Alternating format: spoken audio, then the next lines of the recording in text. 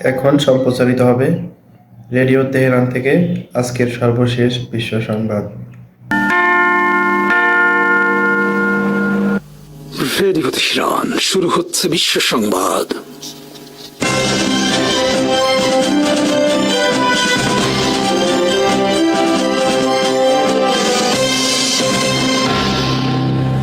শুরুতেই সংবাদ শিরোনাম। ফিলিস্তিনের গাজা উপত্যকায় ইসরায়েলের সামরিক অভিযানকে অনৈতিক আখ্যা দিয়ে যুদ্ধ বন্ধের আহ্বান জানিয়েছেন দেশটির সেনাবাহিনীর শত শত সক্রিয় ও রিজার্ভ অফিসার। ইসরায়েলি দৈনিক হারেটসের এক প্রতিবেদনে জানানো হয়েছে, সামরিক বাহিনীর বিভিন্ন ইউনিটের প্রায় 1200 সক্রিয় ও সাবেক অফিসার একটি খোলা চিঠিতে যুদ্ধ থামাতে সরকারের প্রতি জোর দাবি জানিয়েছেন। চিঠিতে তারা বলেছেন, আমরা সাবেক ও বর্তমান রিজার্ভ অফিসার ও কমান্ডাররা গাজায় চলমান রাজনৈতিক যুদ্ধ বন্ধ করতে এবং সব বন্দীর নিরাপদ প্রত্যাবর্তনের জন্য সরকারের প্রতি আহ্বান জানাচ্ছে। তারা আরো বলেন, এই যুদ্ধ ইসরায়েলের জাতীয় নিরাপত্তাকে অগ্রাধিকার দিয়ে হচ্ছে না, বরং এটি রাজনৈতিক উদ্দেশ্য প্রণোদিত ও নৈতিকভাবে অগ্রহণযোগ্য।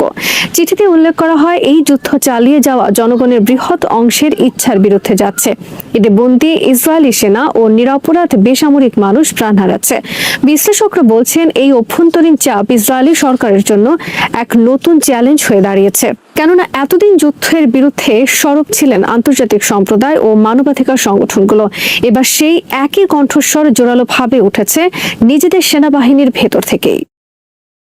ইসরায়েলের বিরোধী দল ডেমোক্রেটিক পার্টির নেতা এবং সাবেক সিনিয়র সামরিক কর্মকর্তা ইয়ার গোলান বেঞ্জামিন নেতানিয়াহুর বিরুদ্ধে অভিযোগ তুলে বলেছেন, প্রধানমন্ত্রী আকণ্ঠ দুর্নীতিতে নিমজ্জিত এবং ক্ষমতায় টিকে থাকার জন্য তিনি সেনা কর্মকর্তা ও সৈনিকদের বলিদান দিচ্ছেন।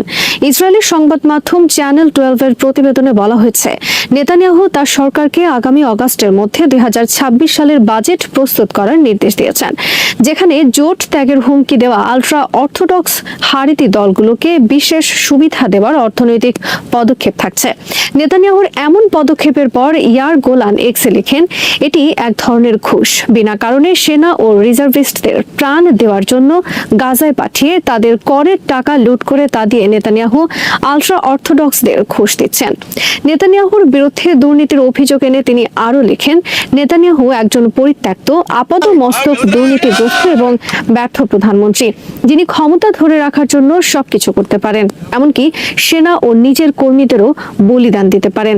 ক্ষমতাসীন জোটের হারেতি দল শাস এবং ইউনাইটেড তোরাহ জুডাইজম দীর্ঘদিন ধরে ধর্মীয় স্কুলের শিক্ষার্থীদের জন্য বাধ্যতামূলক সামরিক পরিষেবার বিরোধিতা করে আসছে, এমনকি ক্ষমতাসীন জোট ত্যাগের হুমকিও দিয়েছেন তারা। চ্যানেল 12 বলেছে, প্রস্তাবিত বাজেট বহু সংকটের সমাধান এড়িয়ে সরকার টিকিয়ে রাখার স্বার্থে আলট্রা অর্থোডক্সদের জন্য অতিরিক্ত তহবিল বরাদ্দ থাকছে। গাজায় গণহত্যা চালানোর দায়ে ইসরায়েল সরকার ও মন্ত্রীদের উপর নিষেধাজ্ঞা দিতে ব্রিটিশ প্রধানমন্ত্রী কিয়ার স্টারমারের কাছে চিঠি দিয়েছেন যুক্তরাজ্যের 8 শতাধিক আইনজীবী, শিক্ষক ও সাবেক বিচারপতি। চিঠিতে আন্তর্জাতিক আইনের গুরুতর লঙ্ঘন বন্ধে ইসরায়েলের বিরুদ্ধে দৃঢ় ও কার্যকর পদক্ষেপ গ্রহণের অনুরোধ জানানো হয়। খোলা চিঠিতে বলা হয়েছে, গাজায় যুদ্ধাপরাধ, মানবতার বিরুদ্ধে অপরাধ এবং আন্তর্জাতিক মানবিক আইনের গুরুতর লঙ্ঘনের ঘটনা ঘটছে। প্রধানমন্ত্রীকে এ বিষয়ে দ্রুত ব্যবস্থা নেওয়ার অনুরোধ জানিয়ে চিঠিতে বলা হয়, গাজাবাসীর নিশ্চিহ্ন হওয়া ঠেকাতে জরুরি ও দৃঢ় পদক্ষেপ নেওয়া প্রয়োজন। চিঠিতে ইসরায়েলের প্রধানমন্ত্রী বেজালেল স্মোট্রিচের সাম্প্রতিক মন্তব্য তুলে ধরা হয়, যেখানে তিনি বলেছেন, গাজা উপত্যকার সব ভূখণ্ডের নিয়ন্ত্রণ নিতে চায় ইসরায়েল।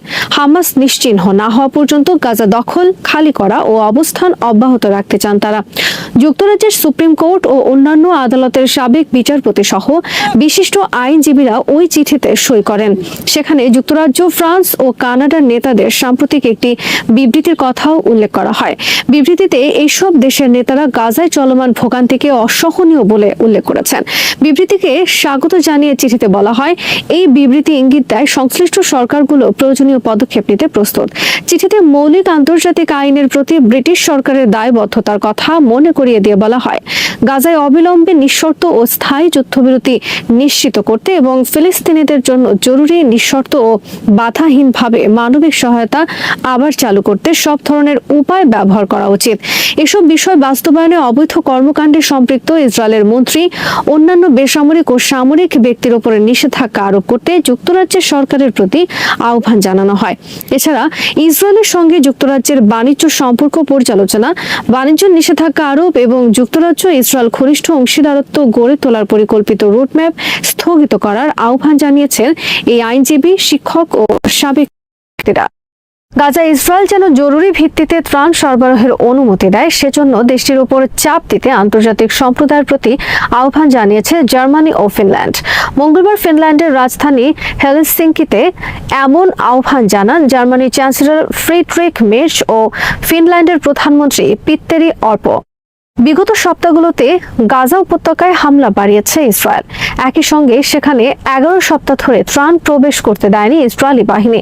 সম্প্রতি গাজায় সীমিত পরিসরে ত্রাণ ঢুকতে দেওয়া হলেও তা ঠিকমতো হাতে পাচ্ছেন না ফিলিস্তিনিরা। ইসরায়েলের এই নৃশংসতার নিন্দা জানিয়ে আসছেন বিভিন্ন দেশের নেতারা। তাদের মধ্যে রয়েছেন মের্জো। হেলসিঙ্কিতে মঙ্গলবার সাংবাদিকদের সঙ্গে কথা বলার সময় মের্চের পাশে ছিলেন পেত্তেরি অর্পো। গাজায় অবিলম্বে ত্রাণ প্রবেশের অনুমতি দেওয়ার আহ্বান জানিয়ে জার্মানির চ্যান্সেলর বলেন, ভুক্তভোগী মানুষের কাছে যেন সত্যিকার অর্থে ত্রাণ পৌঁছায় তা নিশ্চিত করতে আমাদের অবশ্যই ইসরায়েলের উপর চাপ দিতে হবে। তিনি বলেন, গাজায় আমরা যা দেখেছি তা কোনোভাবেই গ্রহণযোগ্য নয়। ইসরায়েলের হামলায় উপত্যকাটির বেসামরিক লোকজনের ওপর মাত্রাতিরিক্ত প্রভাব পড়ছে বলে উল্লেখ করেন তিনি। এ সময় হত্যাকাণ্ড ও মানুষের দুর্দশা বন্ধ করার আহ্বান জানান জার্মান চ্যান্সেলর। গাজায় জরুরি ভিত্তিতে ত্রাণ সরবরাহের কথা বলেন ফিনল্যান্ডের প্রধানমন্ত্রীও। তিনি বলেন, অবশ্যই অবিলম্বে ত্রাণ প্রবেশ করতে দিতে হবে, আর ত্রাণ প্রবেশ নিশ্চিত করতে আমাদের ইসরায়েলের উপর চাপ দিতে হবে। এদিকে মঙ্গলবার ইসরায়েলের রাষ্ট্রদূতকে তলব করেছে সুইডেন। গাজায় বাধাহীন ও দ্রুত ত্রাণ সরবরাহ নিশ্চিত করার জন্য ইসরায়েলকে বলেছে দেশটি। এক বিবৃতিতে সুইডেনের পররাষ্ট্র মন্ত্রণালয় বলেছে, ইসরায়েলের নিজেদের রক্ষা করার অধিকার রয়েছে, তবে বর্তমানে যুদ্ধ যেভাবে চাপিয়ে দেওয়া হচ্ছে তা গ্রহণযোগ্য নয়। ভোটাভুটিতে জয়লাভের পর বিশ্ব স্বাস্থ্য সংস্থার সদর দপ্তরে প্রথমবার নিজেদের পতাকা তোলার অধিকার পেলেন ফিলিস্তিনের প্রতিনিধিরা। সোমবারের এই ঘটনা ফিলিস্তিনকে জাতিসংঘ সহ বিভিন্ন সংস্থা ও রাষ্ট্রের স্বীকৃতি অর্জনে গুরুত্বপূর্ণ ভূমিকা পালন করবে বলে ধারণা করা হচ্ছে। রয়টার জানিয়েছে, সোমবার জেনেভায় বিশ্ব স্বাস্থ্য সংস্থার বার্ষিক সম্মেলনে সংস্থাটির সদর দপ্তরে ফিলিস্তিনের পতাকা উত্তোলন করতে দেওয়া হবে কিনা সে বিষয়ে প্রতীকী এক ভোটাভুটি অনুষ্ঠিত হয়। সেখানে চীন, পাকিস্তান, সৌদি আরব সহ বেশ কয়েকটি রাষ্ট্র প্রস্তাবটি উত্থাপন করলে 95টি দেশ তাতে সমর্থন জানায়। অন্যদিকে ইসরায়েল, হাঙ্গেরি, চেক রিপাবলিক এবং জার্মানি এ প্রস্তাবের বিরোধিতা করে। বাকি 27 দেশ ভোট দানে বিরত থেকেছে, ফলে সংখ্যাগরিষ্ঠ ভোটে প্রস্তাবটি গৃহীত হয়। এমন এক সময় ঘটনা ঘটল যার কিছুদিন আগে ফিলিস্তিনকে রাষ্ট্র হিসেবে স্বীকৃতি দেওয়ার ইঙ্গিত দিয়েছে ফ্রান্স। এদিকে ইসরায়েল হুমকি দিয়েছে, ফিলিস্তিনকে রাষ্ট্র হিসেবে স্বীকৃতি দিলে পশ্চিম তীর দখল করে নেবেন তারা। হামাস নয়, ইসরায়েলি হামলায় ছিল সবচেয়ে বড় আতঙ্ক। বন্দী মুক্তির দাবিতে অনুষ্ঠিত এক বিক্ষোভে উপস্থিত হয়ে এমনটাই জানিয়েছেন গাজায় বন্দী দশা থেকে মুক্তি পাওয়া নামা লেভি। চলতি বছর জানুয়ারিতে যুদ্ধবিরতি ও বন্দী বিনিময় চুক্তির আওতায় ইসরায়েলে ফিরেছেন তিনি। সিএনএন এক প্রতিবেদনে বলেছে, হামাসের হাতে বন্দী হওয়া ইসরায়েলি সেনাবাহিনীর 5 নারী সেনার মধ্যে নামা লেভি একজন। হামাসের কাছে বন্দী থাকা বাকিদের মুক্তির দাবিতে তেল আবিব জাদুঘরের সামনে জড়ো হওয়া প্রায় 1,500 মানুষের সামনে তিনি বলেন, বন্দিত্বের দিনগুলোতে হামাস তার ও বাকি বন্দীদের প্রাণনাশের হুমকি ছিল না, ছিল তার নিজের দেশ ইসরায়েলের চালানো বিমান হামলা। লেভি বলেন, এক একটি হামলা ছিল বিভীষিকা। প্রতিবার হামলার সময় মনে হতো এটিই শেষ, আর কোনোদিন এই পৃথিবীতে শ্বাস নিতে পারবো না। লেভি বলেন, কোনো ধরনের পূর্ব সতর্কতা ছাড়াই চালানো হতো হামলা। হঠাৎ একটা বাঁশির মতো শব্দ শুনতে পাওয়া যায়। এই শব্দ শুনলেই হাত পা ঠান্ডা হয়ে আসে। ওই মুহূর্তে প্রার্থনা করা ছাড়া আর কি বা করার থাকে। প্রার্থনা করতাম যেন আমার ওপরে এসে আঘাত না হানে। আর তারপর শোনা যায় বিস্ফোরণের বিকট শব্দ। এতই জোরালো সেই শব্দ যে আগামী কয়েক ঘন্টার জন্য আপনি প্যারালাইজড হয়ে যেতে পারেন। এত জোরে চারপাশ কেঁপে ওঠে যে মনে হয় প্রচন্ড মাত্রার ভূমিকম্প হচ্ছে। ইসরায়েলি অবরোধের কারণে না খেয়ে থাকতে হয়েছে, সেই অভিজ্ঞতার কথাও জানান লেভি। তিনি বলেন, এমনও দিন গেছে যখন খাওয়ার কিছুই ছিল না, এমনকি পানিও বন্ধ করে রাখা হয়েছিল। কপালের জোরে সেদিন বৃষ্টি হয়েছিল, আর হামাসের সদস্যরা সেই বৃষ্টির পানি এনে আমাকে দিয়েছিল। ওই পানিটুকুই আমাকে এক বাটি ভাতের মতো শক্তি দিয়েছিল। নেতানিয়াহু সরকারের প্রতি ক্ষোভ ঝেড়ে লেভি বলেন, আমি কখনো ভাবতে পারিনি যে বন্দি দশায় আমাদের কি অবস্থার মধ্য দিয়ে যেতে হচ্ছে তা জানার পরও ইচ্ছাকৃতভাবে সেখানে রাখা হবে। প্রথম দফায় বন্দি বিনিময় এবং যুদ্ধবিরতি চুক্তিতে কয়েকজন বন্দি ফেরত আসার পর তাদের কাছ থেকে অভিজ্ঞতা জানার পরও আমাদের ফেরত আনার চেষ্টাই করা হয়নি। এর আগে চলতি মাসে আরো এক মুক্তি পাওয়া বন্দী একই অভিজ্ঞতার কথা জানান। ওই বন্দী বলেন, আমাদের ভয় ছিল হামাস নয়, ইসরায়েলি আমাদের হত্যা করবে, আর তারপর বলবে হামাস আমাদের হত্যা করেছে। অবরুদ্ধ গাজা ভূখণ্ডে ইসরায়েলি হামলায় একদিনে কমপক্ষে আরো ৭৯ ফিলিস্তিনি নিহত হয়েছেন, আহত হয়েছেন আরো ১৫০ শতাধিক। ২০২৩ সালে ৭ অক্টোবর গাজায় ইসরায়েলি আগ্রাসন শুরু হওয়ার পর থেকে প্রায় ৬০০ দিন অতিবাহিত হতে চলেছে এবং এরই মধ্যে লাগাতার গণহত্যামূলক এই আগ্রাসনে নিহতের সংখ্যা অন্তত ৫৪,০৫৬ জনে দাঁড়িয়েছে বলে জানিয়েছে গাজার স্বাস্থ্য মন্ত্রণালয়। মন্ত্রণালয়ের বিবৃতিতে বলা হয়, গত ২৪ ঘন্টায় হাসপাতালে নতুন করে ৭৯ জনের লাশ আনা হয়েছে, আর আহত হয়েছেন আরো ১৬৩ জন। এ নিয়ে মোট আহতের সংখ্যা বেড়ে দাঁড়িয়েছে ১,২৩,১২৯ জনে। বিবৃতিতে আরো জানানো হয়, অনেক মানুষ এখনো ধ্বংসস্তূপের নিচে বা রাস্তায় পড়ে আছেন, কিন্তু উদ্ধার কর্মীরা সেখানে পৌঁছাতে পারছেন না, ফলে বাস্তব চিত্র আরো ভয়াবহ হতে পারে। আকাশে এখন শুধুই পাখি নয়, আরো কিছু উঠছে। আপনি ভাবছেন কি? বলছি, ইরানের আকাশ এখন স্রেফ পাখির দখলে নেই, সেখানে উঠছে নতুন প্রজন্মের ড্রোন। এ যেন প্রযুক্তির এক সূক্ষ্ম জাদু যা ইরানকে বিশ্বের অন্যতম ড্রোন শক্তিতে পরিণত করেছে।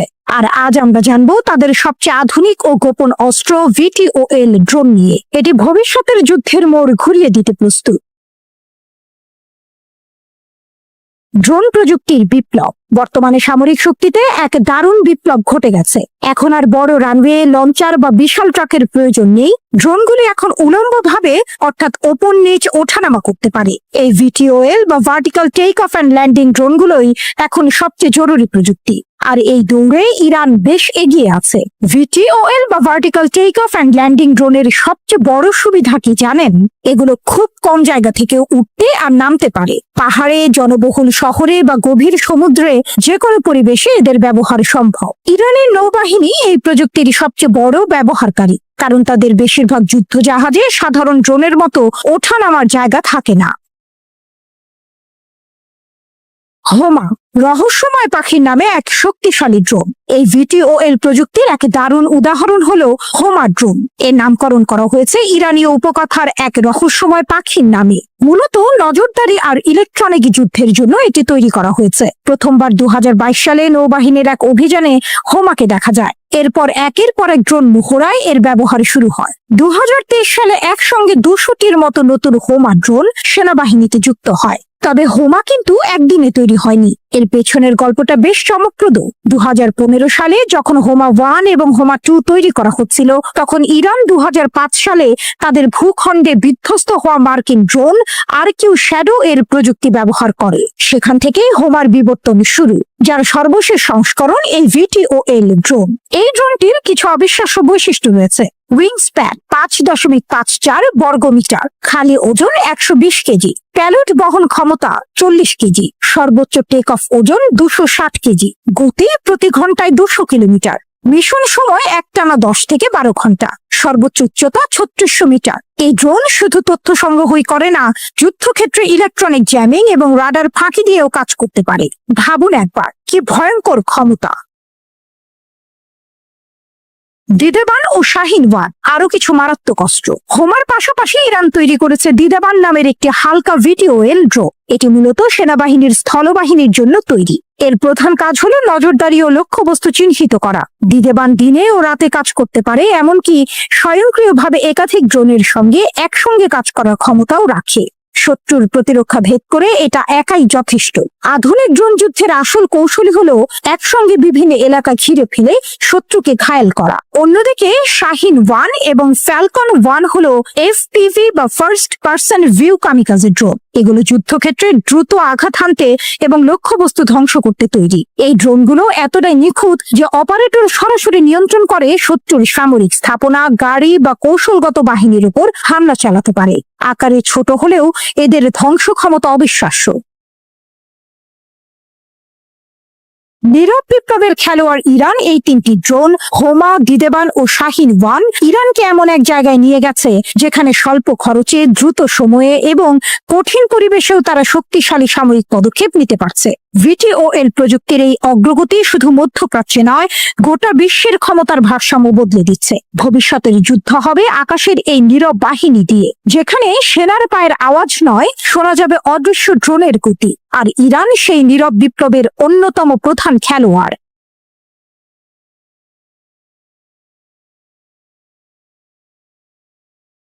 সমুদ্রের গভীর থেকে মৃত্যুর বার্তা। ইরানের আত্মঘাতী ড্রোন নিয়ে বিশ্বজুড়ে আতঙ্ক। সমুদ্রের কালো অন্ধকার চিরে ধেয়ে আসছে এক অদৃশ্য শিকারী। বাতাসে নয়, জমিনে নয়, আঘাত হানবে সরাসরি সমুদ্রের গভীর থেকে। ইরানের নতুন আত্মঘাতী ড্রোন এক লহমায় বদলে দিতে পারে আধুনিক যুদ্ধের হিসেব নিকেশ। একটি নতুন যুদ্ধের যুগ শুরু। বিশ্বের প্রথম পানির নিচে উৎক্ষেপিত আত্মঘাতী ড্রোন উন্মোচন করে ইরান নতুন এক সামরিক অধ্যায়ের সূচনা করল। এই ড্রোন অদৃশ্য শিকারীর মতো টার্গেটের দিকে এগিয়ে যাবে। পর মুহূর্তেই ভয়াবহ বিস্ফোরণে ছিন্ন ভিন্ন করবে শত্রুর শক্তি। পারস্য উপসাগর থেকে বিশ্বের মহাসমুদ্রে ছড়িয়ে পড়তে পারে এর ভয়াল ছায়া। সাগরের গহীনে ইরানের নতুন মহাশক্তি। এই ড্রোন পানির নিচে লুকিয়ে থেকে শত্রুদের জন্য অনিবার্য মৃত্যুর ফাঁদ তৈরি করতে সক্ষম। প্রচলিত সামুদ্রিক ড্রোনগুলোর মতো এটি পৃষ্ঠে নয়, বরং গভীর থেকে অতর্কিত হামলা চালাবে। এর সবচেয়ে বড় অস্ত্র গোপনীয়তা, কৃত্রিম বুদ্ধিমত্তা এবং নিশানার নির্ভুলতা। কে রুখবে এই জল দৈত্যকে? বিশ্বের বড় নৌবাহিনীগুলো এখনো বায়ুবাহিত হুমকি মোকাবেলায় অভ্যস্ত, কিন্তু ইরানের এই নতুন আত্মঘাতী ড্রোনের কারণে নৌবাহিনীকে তাদের প্রতিরক্ষা ব্যবস্থা নতুন করে সাজাতে হবে। সনাতন সোনার প্রযুক্তি হয়তো এই ডুবো শিকারীকে চিহ্নিত করতে পারবে না। এটি শব্দহীনভাবে চলতে পারে, পরিবর্তনশীল গভীরতায় থাকতে পারে, এমনকি একসাথে ঝাঁকের মতো আক্রমণ চালাতে পারে। শত্রু বুঝতেই পারবে না কখন তার দিকে এগিয়ে আসছে এক অবধারিত ধ্বংস। এআই চালিত এক ভয়ঙ্কর অস্ত্র। ইরানের এই আত্মঘাতী ড্রোনে কৃত্রিম বুদ্ধিমত্তা এআই এক নতুন মাত্রা যুক্ত করেছে। এটি স্বয়ংক্রিয়ভাবে লক্ষ্যবস্তু নির্ধারণ করতে পারে, হামলার সময় কৌশল নিজে নিজে ঠিক করতে পারে। মানুষ নয়, মেশিনই এখন যুদ্ধের সিদ্ধান্ত নেবে। বিশ্বের 20% তেল সরবরাহ হয় পারস্য উপসাগরের এই সংকীর্ণ জলপথ দিয়ে। ইরান যদি সেখানে এই ড্রোন মোতায়েন করে, তাহলে মার্কিন যুদ্ধ জাহাজ, মিত্র দেশগুলোর রণতরী এবং বাণিজ্যিক তেল ট্যাঙ্কার সবই ভয়ঙ্কর বিপদের সম্মুখীন হবে। কে দিল ইরানকে এই প্রযুক্তি? এই নতুন ড্রোন ইরানের নিজস্ব আবিষ্কার নাকি কোনো বিদেশি প্রযুক্তির রূপান্তর? পশ্চিমা বিশেষজ্ঞরা মনে করছেন ইরান পূর্ব রাশিয়া ও চীনের প্রযুক্তি ব্যবহারের ইতিহাস রাখে, তবে এবার তারা নিজস্ব কিছু করেছে। এই পানির নিচের মৃত্যুদূত হয়তো শত্রুদের রাতের ঘুম কেড়ে নেবে। বিশ্ব এখন দিশেহারা, কিভাবে আটকাবে এই হুমকি। নৌবাহিনীগুলোকে এখন নতুন প্রতিরক্ষামূলক ব্যবস্থা তৈরিতে মনোযোগ দিতে হবে। উন্নত সোনার সিস্টেম, এআই চালিত নজরদারি ড্রোন এবং সমুদ্রতলে বাধা বসানোর কৌশল গ্রহণ করতে হবে। কিন্তু প্রশ্ন হচ্ছে, এত কিছু করার আগেই যদি ইরানের এই অদৃশ্য শিকারী আঘাত হানে, বিশ্বব্যাপী সামরিক প্রতিযোগিতার নতুন দিগন্ত। যুক্তরাষ্ট্র, রাশিয়া এবং চীন ইতিমধ্যে সাবমেরিন যুদ্ধ প্রযুক্তিতে এগিয়ে আছে, কিন্তু ইরানের নতুন এই পানির নিচের আত্মঘাতী ড্রোন সমুদ্রতলের যুদ্ধের চিত্র পুরোপুরি বদলে দিতে পারে। শেষ কথা, আধুনিক যুদ্ধের গতি বদলে দিচ্ছে ইরান। একটি নতুন সামরিক বিপ্লবের দ্বার প্রান্তে দাঁড়িয়ে বিশ্ব। ইরানের কৃত্রিম বুদ্ধিমত্তা সম্পন্ন আত্মঘাতী ড্রোন শত্রুর চোখে ধুলো দিয়ে আঘাত হানতে প্রস্তুত। সমুদ্রের গভীর থেকে উঠে এসে নিমিষেই ধ্বংস করে দিতে পারে যুদ্ধ জাহাজ, তেল ট্যাঙ্কার কিংবা সামরিক ঘাঁটি।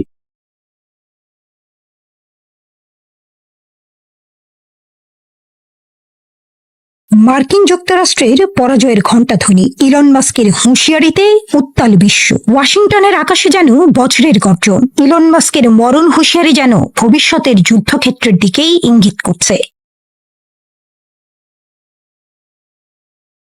পরবর্তী যুদ্ধে মার্কিন যুক্তরাষ্ট্রের মরণ ফাঁদ, এই সতর্কবাণী ছুঁড়ে দিয়েই ক্ষান্ত হননি টেসলা স্পেসএক্স এর এই কর্ণধার। ট্রাম্প প্রশাসনের উপদেষ্টা মাস্কের কথায় ফুটে উঠেছে মার্কিন সেনাবাহিনীর অদক্ষতা, অস্ত্র নির্মাণের গলদ আর ভবিষ্যৎহীন কৌশলগত পঙ্গুত্ব।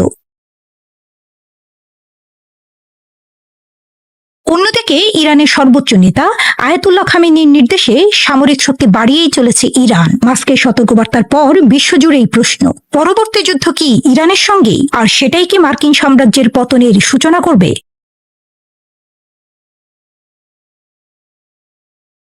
ট্রাম্পের অধীনে ডিপার্টমেন্ট অফ গভর্নমেন্ট এফিসিয়েন্সির প্রধান পদে নিয়োগপ্রাপ্ত মাস্ক নিজের এক্স পেজে বিশ্বের সবচেয়ে বড় বাজেটের সেনাবাহিনীকে অদক্ষ ও অযোগ্য বলে উল্লেখ করেছেন। মাস্কের ভয়ঙ্কর ভবিষ্যৎবাণী, ড্রোন এআই হবে আমেরিকার কফিনের শেষ পেরে। মার্কিন প্রতিরক্ষা বাজেট $850 বিলিয়ন। মাস্কের মতে এ শুধু অর্থের আগুনে পুড়ছে কাঁচা লোহা। এক্স প্ল্যাটফর্মে তিনি ঝাঁপিয়ে পড়েছেন পেন্টাগনের গলদ উন্মোচনে। তিনি জানিয়েছেন, গতকালের যুদ্ধের অস্ত্রে আজকের রণকৌশল চলে না, ইউক্রেনই তার প্রমাণ। ড্রোন যোগে মানব সেবার মৃত্যু ঘণ্টা বাজছে। ইরানের ড্রোন স্রোতের কাছে মার্কিন F-35 স্টেলথ যুদ্ধ বিমান কি টিকতে পারবে? আর এআই চালিত অস্ত্র? মাস্ক সতর্ক করেছেন টার্মিনেটর পরিস্থিতির। মাস্ক লিখেছেন, যদি সামরিক বাহিনীকে তাৎক্ষণিক এবং নাটকীয় পরিবর্তন করা না হয়, তাহলে আমেরিকা পরবর্তী যুদ্ধে খুব খারাপভাবে হেরে যাবে। যুক্তরাষ্ট্র থেকে ইরান, আয়াতুল্লাহ খামেনির নির্দেশনায় ইরান যেন নতুন করে জেগে উঠেছে। তিনি মার্কিন হুমকিকে উড়িয়ে দিয়েছেন বজ্রকণ্ঠে। আমেরিকা মুখে ফেনা তুললেই ইরানের ক্ষেপণাস্ত্রের মুখে পড়বে। 2015 সালের পারমাণবিক চুক্তি ভেঙে ট্রাম্প যেভাবে বিশ্বাসঘাতকতা করেছেন, তার জবাব ইরান কি দেবে স্টেলথ ড্রোনে, হাইপারসনিক মিসাইলে? বিশেষজ্ঞরা ধারণা করছেন, ইরানের পরমাণু কর্মসূচি এখন চীনের টেকনোলজি ও রাশিয়ার সামরিক পরামর্শে বহুগুণ শক্তিশালী। গোপনে তৈরি হচ্ছে শাহাব 6, 4500 কিলোমিটার পাল্লার এই ক্ষেপণাস্ত্র, যা ইউরোপ থেকে ইসরায়েল সব টার্গেট ধ্বংসে সক্ষম।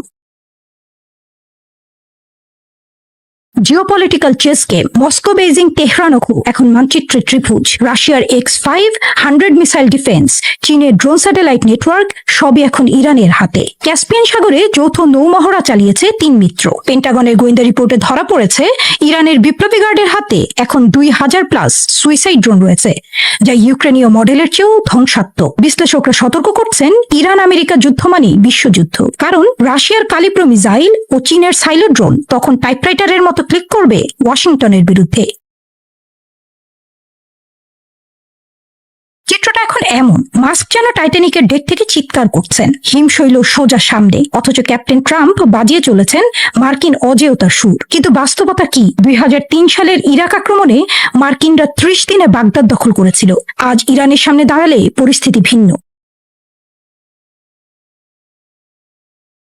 ইতিহাস সাক্ষী, প্রতিটি সুপার পাওয়ারের পতন শুরু হয়েছিল অদূরদর্শিতায়। রোমান সাম্রাজ্য থেকে ব্রিটিশ ঔপনিবেশিকতা সবই ধসে পড়েছে আত্মতুষ্টিতে। মাস্কের সতর্কবার্তা কি ট্রাম্প কানে নেবেন, নাকি টুইটার যুদ্ধে ব্যস্ত মার্কিন নীতি নির্ধারকরা দেখতেই পাবেন না? ইরানের ড্রোন স্রোতকে রচনা করবে ওয়াশিংটনের পতন। তবে একথা স্পষ্ট, পাশার দান এখন ইরানের হাতে, রুশ চীনা ছায়ায়।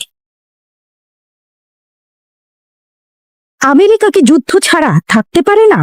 একটি দেশ যার পুরো ইতিহাস জুড়েই যুদ্ধ। 248 বছরের মধ্যে 232 বছর আমেরিকা সরাসরি যুদ্ধে লিপ্ত। শুধু 6% সময় তারা ছিল শান্তিতে। কেন? এটা কি কাকতালীয় নাকি পরিকল্পিত? গণতন্ত্র রক্ষার নামে যুদ্ধ, স্বাধীনতা ছড়ানোর নামে আগ্রাসন, নাকি এর পেছনে রয়েছে বিশাল এক অর্থনৈতিক চক্র, অস্ত্র ব্যবসা, তেল দখল, রাজনৈতিক আধিপত্য? বিশ্বজুড়ে আমেরিকার সামরিক অভিযান ও গোপন অভ্যুত্থানের চাঞ্চল্যকর বিশ্লেষণ। বেক মার্কিন প্রেসিডেন্ট জিমি কার্টার ট্রাম্পের সাথে এক ফোন আলাপে বলেছেন, আমেরিকা বিশ্বের সবচেয়ে যুদ্ধপ্রেমী দেশ। ফার্স টুডে জানিয়েছে, চীনের প্রতিরক্ষা মন্ত্রণালয়ের এক মুখপাত্র একবার মার্কিন যুক্তরাষ্ট্রকে যুদ্ধে আসক্ত বলে অভিহিত করে বলেছিলেন, এই দেশটি বিশ্ব নিরাপত্তার জন্য সবচেয়ে বড় হুমকি। আমরা যদি ইতিহাসের দিকে তাকাই, তাহলে সম্ভবত এই দাবিটি সত্যের অপলাপ হবে না। প্রতিটি যুগেই যুদ্ধ। 1846 মেক্সিকো আক্রমণ, 1811 থেকে 1890 আমেরিকান আদিবাসীদের উপর গণহত্যা, 1917 প্রথম বিশ্বযুদ্ধে প্রবেশ, 1945 হিরোশিমা নাগাসাকিতে পারমাণবিক বোমা হামলা, 1953 ইরানি অভ্যুত্থান, 1965 ভিয়েতনাম যুদ্ধ, 2001 থেকে 2023 Afghanistan, Iraq, Libya, Syria, Yemen. যুদ্ধ মানে আমেরিকার শক্তি। আমেরিকা কি সত্যি স্বাধীনতা ও গণতন্ত্র ছড়ানোর জন্য যুদ্ধ করে, নাকি এর পেছনে লুকিয়ে আছে বিশাল এক অর্থনৈতিক চক্র? যুদ্ধের অর্থনীতি। $238 বিলিয়ন অস্ত্র বিক্রি। বিশ্বে যত অস্ত্র বিক্রি হয় তার 51% মার্কিন কোম্পানিগুলো। তেল, কৌশলগত এলাকা, সামরিক ঘাঁটি। আজ 80-টিরও বেশি দেশে আমেরিকার সামরিক ঘাঁটি রয়েছে। কিন্তু আমেরিকা কেন এত যুদ্ধ করে? অস্ত্র নির্মাণ শিল্পের বিশাল লাভ। আমেরিকার অর্থনীতির বিশাল অংশই অস্ত্র বিক্রির উপর নির্ভরশীল। যুদ্ধ থাকলেই অস্ত্র বিক্রি হবে, তাই যুদ্ধ থামানো যাবে না। তেল ও প্রাকৃতিক সম্পদ দখল। মধ্যপ্রাচ্যে হামলার আসল কারণ কি গণতন্ত্র প্রতিষ্ঠা, নাকি তেল দখল? সামরিক শক্তির বিস্তার। আজ বিশ্বের 80-টিরও বেশি দেশে আমেরিকার সামরিক ঘাঁটি। রাজনৈতিক প্রতিপক্ষকে দমন। যে দেশ আমেরিকার আধিপত্য মেনে নেয় না, সেখানে অভ্যুত্থান হয়। নতুন লক্ষ্য, কানাডা দখলের হুমকি, পানামা খাল পুনরুদ্ধারের পরিকল্পনা, গ্রিনল্যান্ড কেনার চেষ্টা। এই যুদ্ধগুলোর সময় এখনো স্পষ্ট নয় এবং মনে হচ্ছে এগুলো বর্তমানে মনস্তাত্ত্বিক পরিকল্পনার মধ্যে রয়েছে। আমেরিকার সম্প্রসারণবাদী নীতির কয়েকটি উদাহরণ মাত্র। তারা এমনকি প্রতিবেশীদের বিরুদ্ধেও একই নীতি গ্রহণ করেছে। যুদ্ধ আমেরিকার রাজনৈতিক ও অর্থনৈতিক ডিএনএর একটি অংশ। আমেরিকার শান্তির প্রয়োজন নেই, কারণ তারা যুদ্ধ থেকে সম্পদশালী করে। কিন্তু এই পথ কি চিরকাল অব্যাহত থাকবে, নাকি বিশ্ব এই যুদ্ধবাজ নীতির বিরুদ্ধে রুখে দাঁড়াবে?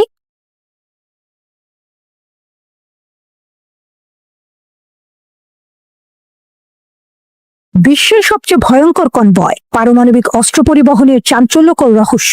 এই কনভয়ের দিকে চোখ তুলে তাকানোই যেন অপরাধ। এটা বিশ্বের সবচেয়ে সুরক্ষিত গাড়ি বহর। এতে বহন করা হয় পারমাণবিক অস্ত্র। এত নিরাপত্তা যেন যুক্তরাষ্ট্রের প্রেসিডেন্টও এতটা পান না। কিন্তু কেন এই বাড়তি সতর্কতা? কি আছে এই কনভয়ের ভেতরে?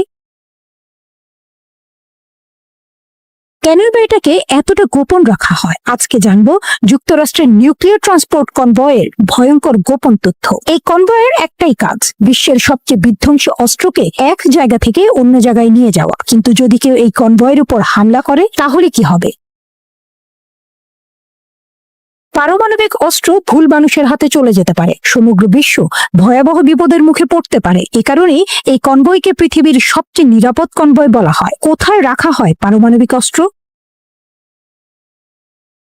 বিশ্বে 12,515টি পারমাণবিক অস্ত্র রয়েছে। এর 41% রয়েছে যুক্তরাষ্ট্রের দখলে। সক্রিয় পারমাণবিক অস্ত্র রাখা হয় বিমান বাহিনীর ঘাঁটিতে, নৌবাহিনীর যুদ্ধজাহাজে, ভয়ঙ্কর সাবমেরিনের গভীরে। কিন্তু বাকি হাজার হাজার নিউক্লিয়ার অস্ত্র সংরক্ষণ করে রাখা হয় মার্কিন মাটিতে। এগুলো ছড়িয়ে রাখা হয় নির্দিষ্ট জায়গায়, কঠোর গোপনীয়তায়।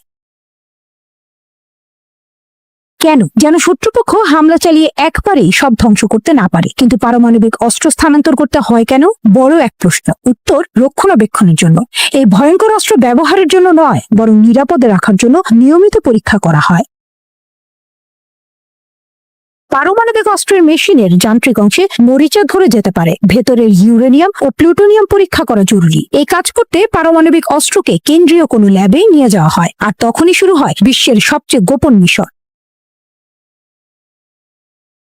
নিরাপত্তার অবিশ্বাস্য ব্যবস্থা। যুক্তরাষ্ট্রে পারমাণবিক অস্ত্র রক্ষার জন্য আলাদা একটি সংস্থা আছে, national nuclear security administration, NNSA। কিন্তু সবচেয়ে বড় চ্যালেঞ্জ হয় যখন এই অস্ত্রগুলো রাস্তায় বের করা হয়। এখন প্রশ্ন, কিভাবে এই মারাত্মক অস্ত্র পরিবহন করা হয়? এই কনভয় সাধারণ রাস্তায় চলে, কিন্তু কেউ বুঝতেও পারে না কনভয়ের আগে পেছনে থাকে পুলিশের গাড়ি, মাঝখানে থাকে সিক্রেট ট্রাক যা পারমাণবিক অস্ত্র বহন করে, চারদিকে সশস্ত্র সামরিক যান। এই সামরিক যানগুলো বুলেট প্রুফের চেয়েও শক্তিশালী। এগুলোকে বলা হয় বিয়ার ক্যাপ্ট, সুরক্ষার স্তর।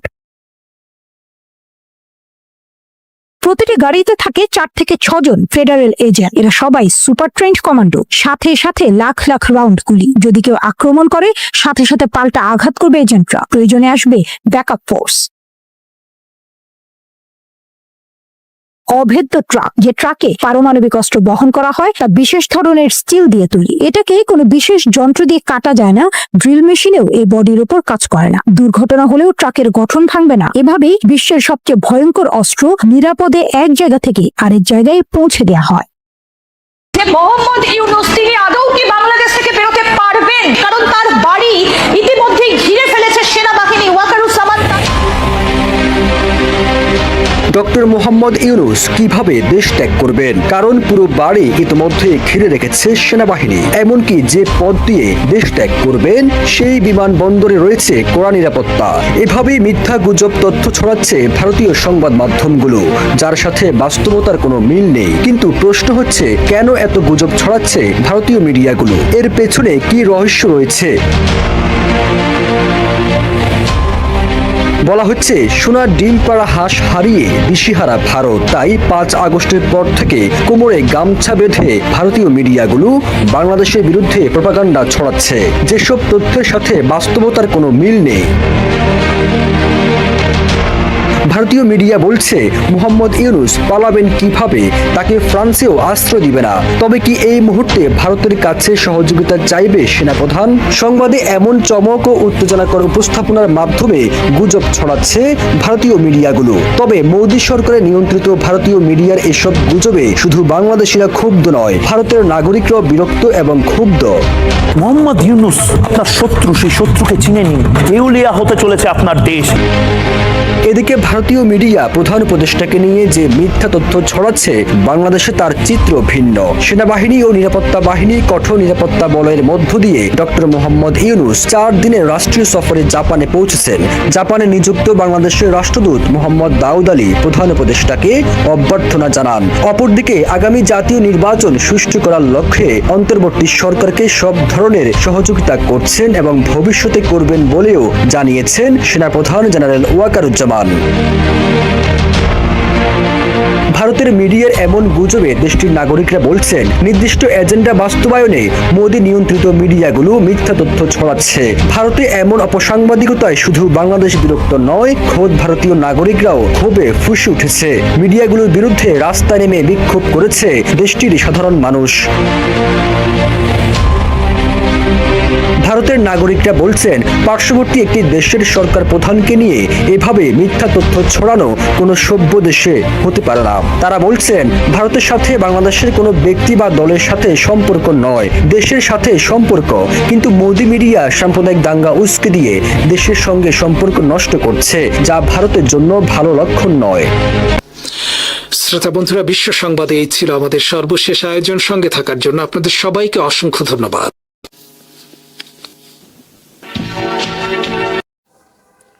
এতক্ষণ যারা আমাদের সংবাদটি শুনলেন, সবাইকে অসংখ্য ধন্যবাদ। আমাদের নিয়মিত ভিউয়ার যারা আছেন তাদের 82% ভিউয়ার্স এখনও আমাদের চ্যানেলটি সাবস্ক্রাইব করেননি। সো যারা যারা আমাদের চ্যানেলটি এখনও সাবস্ক্রাইব করেননি, দয়া করে সাবস্ক্রাইব করে দিন এবং নিয়মিত আমাদের পাশে থাকবেন আশা করি। ধন্যবাদ সবাইকে।